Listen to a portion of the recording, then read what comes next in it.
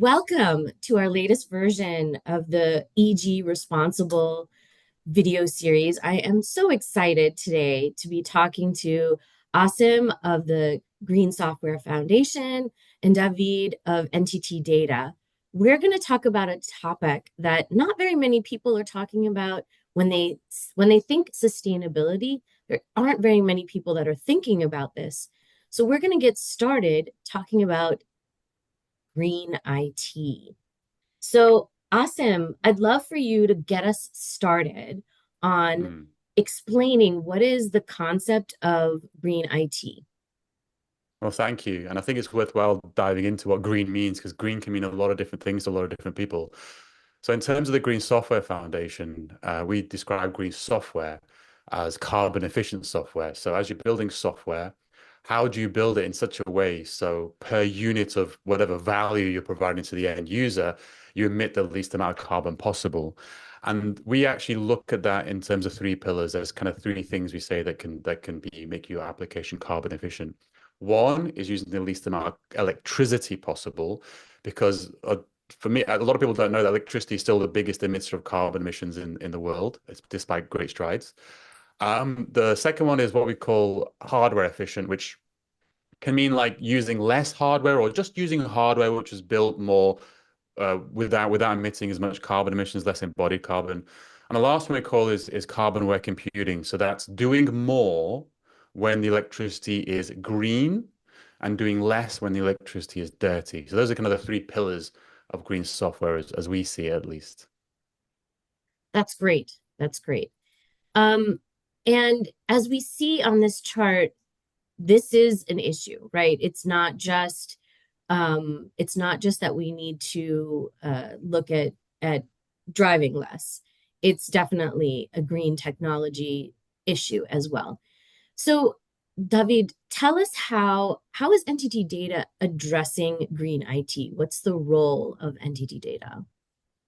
Okay, thank you, Rita, for having me. Okay, basically, you know that a responsible company is the one who is aware of the impacts that we generate and have a plan to reduce it. No, so we are the third data center provider in the world, the fifth IP backbone supplier in the world. 40% of the internet traffic goes through our networks, and as you can see in your graph, there is a lot of impact we are generating.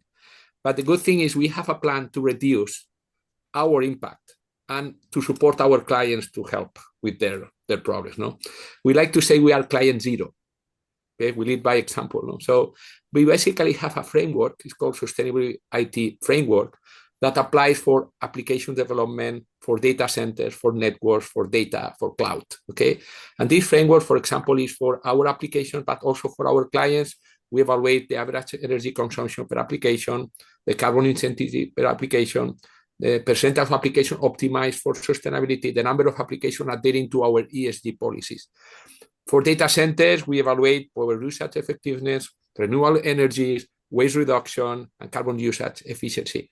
But more importantly, because we understand our impact, so every time we build a data center, we understand which technologies you should be using.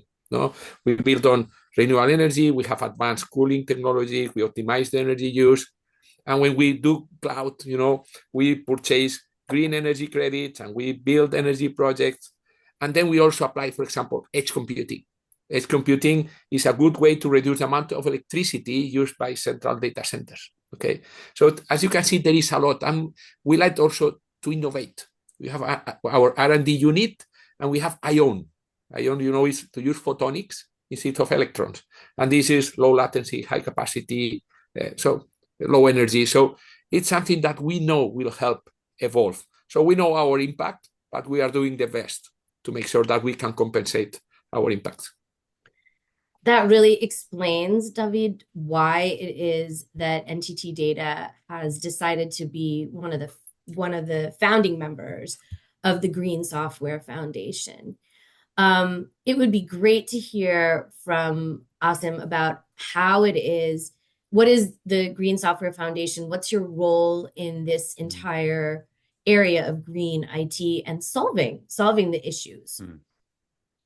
So thank you. Yeah, so we are a standards body. That's how we describe ourselves. We're a standards body, and we're a consensus-driven nonprofit of 68 member organizations across the whole spectrum. NTT Data was one of our founding members, but we've got people from a variety of manufacturers, consultancy, cloud providers, academia, government organizations. We're kind of a broad tent upon which a lot of organizations get together, and we help them to, through consensus, develop standards. And our vision is a future where software has zero harmful environmental impacts. That's quite a vision that's going to take us, quite a while to attain, but that is the vision that we've got. And our core function is to create standards and then get those standards adopted. And oftentimes that adoption requires, additional things, open source tooling, education, white papers, policy briefs, things like that. So we think of ourselves in kind of two halves. We have like a standards engine, and we develop standards through consensus, and then we deploy them into ISO and kind of other mechanisms. But then anyone can create a standard. A standard is just a piece of text on a paper and on the internet somewhere. The really hard part is actually getting that standard adopted. And we have this other thing we call the adoption village, which is all of these different things that we do to actually get that standard adopted into the ecosystem. And that's what we do. And I think that's what we're good at. Yeah. That is certainly a big, hairy, audacious goal of zero emissions. But it does sound like with that village, like it takes a village, it's going to happen. And that's really, really exciting. So I think, David, tell us, what is it that NTT Data, what promoted you in thinking that we want to be a founding member of this group? You're listening to Asim, you have already understood why, no? The Green Software Foundation provides the perfect platform, for the green software movement. Okay, and it helps, with the policy and activities you are going to reduce the environmental impact, okay, of the technology industry that we are very aware of. Okay, but basically we understand that to solve this problem we need to collaborate, with others, no? And we are, with Green Software Foundation, we are collaborating with the industry leaders, so we can have an impact.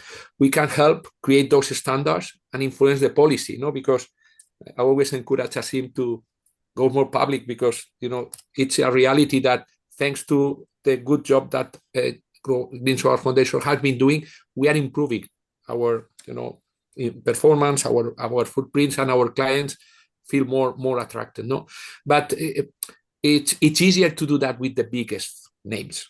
Okay, and the biggest names are part of this Green Software Foundation. You have managed from Green Software Foundation to make a measurable impact on sustainability. That was needed. So when we go now to clients, they can measure that. No? And we have the SCI standard that we are trying to expand for everybody. The other thing, we have access to innovation and tools because we share. Okay, and we are all interested to make this happen. And then at the end, we meet our corporate sustainability goals that we are very responsible for. No? So, but I will come back again. The main reason is because we are responsible, okay, to be aware of the negative impacts we generate, and we need to solve them. Okay, thanks to Green Software Foundation, we have managed to introduce that in the development of software, and this has a massive impact in our clients and the society. So yeah, we are very happy to be part of this association. Yeah. Well, it makes me really optimistic to hear about this collaboration. And in fact, I hope to learn a lot from how it is you're bringing this village together, competitors working right alongside each other, and then collaborators that are part of the same industries. What I see from all of that is that there's of course the environmental benefit, which often leads to some financial benefits, but then there's also all of these non-financial benefits. And that's the whole point of addressing sustainability and looking at this big picture. So I'm excited to see where this goes and hope to revisit on how things are going. Thank you both so much. This was a great conversation. Thank you. Count on it. Thank you. Thank you.